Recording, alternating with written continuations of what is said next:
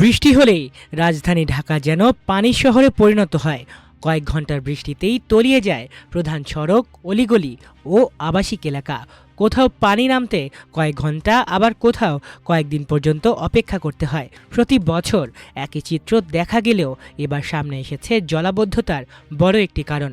জানা গেছে, রাজধানীর বৃষ্টির পানি নদীতে নিষ্কাশনের জন্য থাকা ৪১টি স্লুইস গেটের মধ্যে ২২টি কার্যত অচল।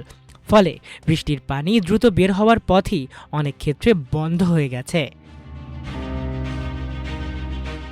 ঢাকা দক্ষিণ সিটি কর্পোরেশনের প্রকৌশল বিভাগ বলছে, ৪১টি স্লুইস গেটের মধ্যে মাত্র ১৯টি পুরোপুরি সচল রয়েছে। বাকি ২২টির মধ্যে কয়েকটি সম্পূর্ণ বিকল, আর বেশ কয়েকটি আংশিক সচল হলেও কার্যকরভাবে পানি নিষ্কাশন করতে পারছে না। শুধু তাই নয়, এসব স্লুইস গেট পরিচালনার জন্য প্রয়োজনীয় জনবলও পর্যাপ্ত নেই। ফলে ভারী বৃষ্টির সময় পরিস্থিতি আরও জটিল হয়ে ওঠে।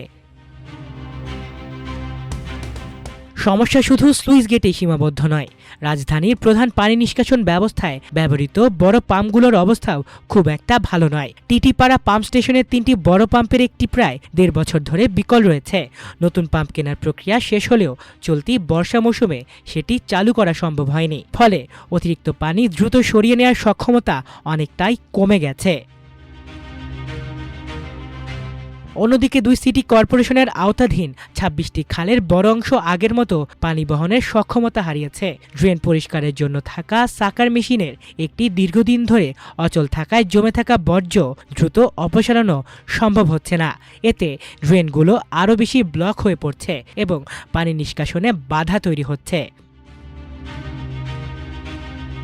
বিশ্লেষকরা বলছেন, প্রায় ২.৫ কোটি মানুষের এই মেগাসিটির জন্য কার্যকরভাবে মাত্র ৮টি প্রধান আউটলেটের উপর নির্ভর করা কোনোভাবেই যথেষ্ট নয়। কয়েক দশক আগে যে অবকাঠামো দিয়ে পানি নিষ্কাশন হতো, এখনও মূলত সেই ব্যবস্থার উপরে নির্ভর করছে রাজধানী। কিন্তু জনসংখ্যা, ভবন ও কংক্রিটের বিস্তার কয়েক গুণ বেড়ে গেলেও পানি নিষ্কাশনের অবকাঠামো সেই অনুপাতে উন্নত হয়নি।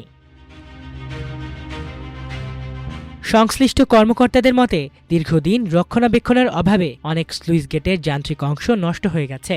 আবার নদীতে জোয়ারের সময় শহরে পানি ঠেকাতে অনেক সময় স্লুইস গেট বন্ধ রাখতে হয়। তখন পুরো চাপ পড়ে পাম্পের ওপর, কিন্তু পাম্পগুলো পূর্ণ সক্ষমতায় কাজ না করায় বৃষ্টির পানি দীর্ঘ সময় আটকে থাকে এবং জলাবদ্ধতা আরও বাড়ে।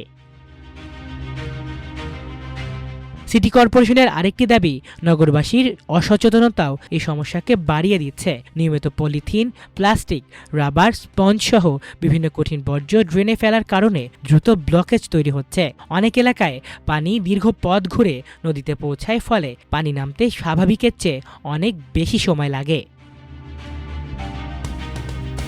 নগর পরিকল্পনাবিদরা মনে করছেন, শুধু জরুরি ভিত্তিতে পাম্প চালিয়ে বা ড্রেন পরিষ্কার করে এই সমস্যার স্থায়ী সমাধান সম্ভব নয়। অচল স্লুইস গেট দ্রুত মেরামত, নতুন পানি নিষ্কাশন আউটলেট নির্মাণ, খাল পুনরুদ্ধার এবং আধুনিক ড্রেনেজ ব্যবস্থা গড়ে তোলার পাশাপাশি দীর্ঘমেয়াদী নগর পরিকল্পনা বাস্তবায়ন করতে হবে। তা না হলে প্রতি বর্ষায় একইভাবে জলাবদ্ধতার দুর্ভোগ পোহাতে হবে রাজধানীবাসীকে।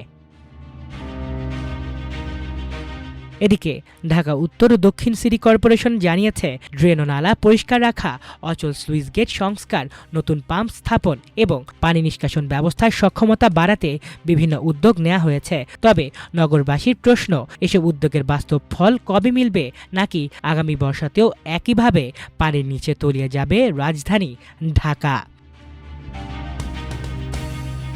মাল্টিমিডিয়া ডেস্ক, আমার দেশ।